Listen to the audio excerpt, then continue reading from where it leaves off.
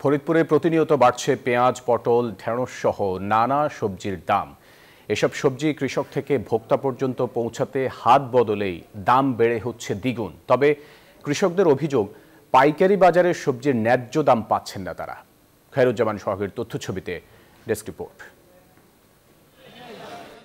কাকডাকা ভোর থেকে হাকডাকে ব্যস্ত ফরিদপুরের হাজী শরীয়তুল্লাহ পাইকারি সবজির হাট। এই হাটে জেলার বিভিন্ন উপজেলা থেকে সবজি নিয়ে হাজির হন কৃষক, আর এসব সবজি খুচরা ব্যবসায়ীরা নিয়ে বিক্রি করেন নানা হাট বাজারে। পাইকারি বাজারে কৃষক পর্যায়ে প্রতি কেজি পটল, ঢেঁড়স, চিচিঙ্গা, করল্লা ৩০ টাকা করে বিক্রি হলেও খুচরা বাজারে একই সবজি প্রকারভেদে বিক্রি হচ্ছে ৬০ থেকে ৮০ টাকা দরে।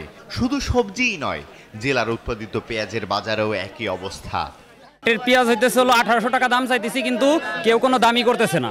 উৎপাদন খরচ 1800 টাকার উপরে পড়তেছে। আমাদের উস্তাটা 35 টাকা করে আমার কাছ থেকে পাইকারি নিতেছে, অথচ আমাদের যে খরচ আটে গেলে পরে উস্তাটার দাম 80 টাকা, কিন্তু আমরা ওই মূল্যটা পাইতেছি না। এই মধ্যস্থলি টাকাগুলা মানে বাড়ির লোক খাওয়া ফেলায়। বান্ডেল থাকলে প্রতি সেনমানিতে টাকা বাঁচবে। বিকাশ সেনমানি বান্ডেল কিনে জিতুন প্রতি লেনদেনে। কিন্তু আমাদের তো এফিলি তো পোষাইতেছে না, পড়তেছে না। তবে পরিবহন খরচ ও হাটের খাজনা বৃদ্ধি সহ নানা অজুহাতে কৃষকের সেই পণ্যই খুচরা বাজারে বিক্রি হয় ৩ থেকে ৪ গুণ বেশি দরে। আমি 1700 টাকা দাগুন নিয়েছি, 1800 টাকা বিক্রি করি।